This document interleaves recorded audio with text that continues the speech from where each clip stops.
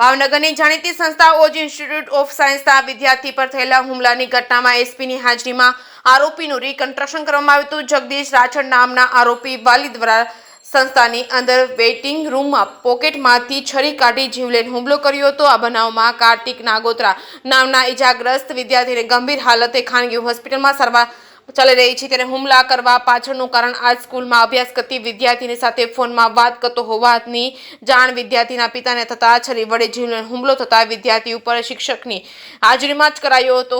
SP દ્વારા જણાવવામાં આવ્યું હતું કે કોઈ પણ શૈક્ષણિક સંસ્થામાં વિદ્યાર્થીને મળવા માટે મા બાપને અલાઉડ કરવા જોઈએ। શહેરની પ્રતિષ્ઠિત ઓએજ ઇન્સ્ટિટ્યૂટ ઓફ સાયન્સમાં ચોંકાવનારી ઘટના સામે આવી છે, જેમાં એક વિદ્યાર્થીના પિતા દ્વારા ઇન્સ્ટિટ્યૂટમાં અભ્યાસ કરી રહેલા વિદ્યાર્થી પર વેઇટિંગ રૂમમાં ખૂની હુમલો કરવામાં આવ્યો હતો।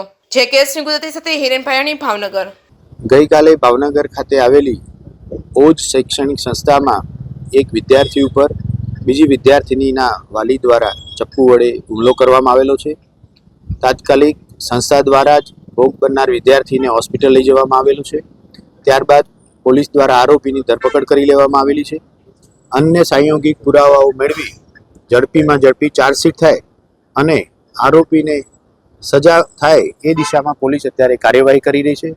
સાથે સાથે શૈક્ષણિક સંસ્થાની આજે મુલાકાત લેવામાં આવી, જરૂરી સૂચનાઓ અને તકેદારી પણ શૈક્ષણિક સંસ્થા સાથે સંકળાયેલા વ્યક્તિઓને આપવામાં આવી છે। ભવિષ્યમાં આવી ઘટના ન બને તે માટે કેવા પ્રકારની ખાતરી અત્યારે આપના દ્વારા કાઉન્સિલિંગ કરવામાં આવે છે, કેવા પ્રકારની સૂચનાઓ શૈક્ષણિક સંસ્થામાં પણ ભવિષ્યમાં આ મુજબની કોઈ ઘટના ન ઘટે એ માટે શૈક્ષણિક સંસ્થા જે ઓજ છે અથવા અન્ય પણ શૈક્ષણિક સંસ્થાઓ છે એમને ભાવનગર પોલીસ વતી એ અપીલ કરવાની છે કે ફક્ત ને ફક્ત કાઉન્સેલિંગ માટે અથવા મળવા માટે વિદ્યાર્થીના મા બાપને જ એલાઉ કરવા જોઈએ। કોઈ પણ સગા સંબંધીને અલગ રૂમમાં મળવા માટે એલાઉ ન કરવા જોઈએ, જેથી કરી ભવિષ્યમાં આ પણ પ્રકારની કોઈ ઘટના ઘટિત ન થાય।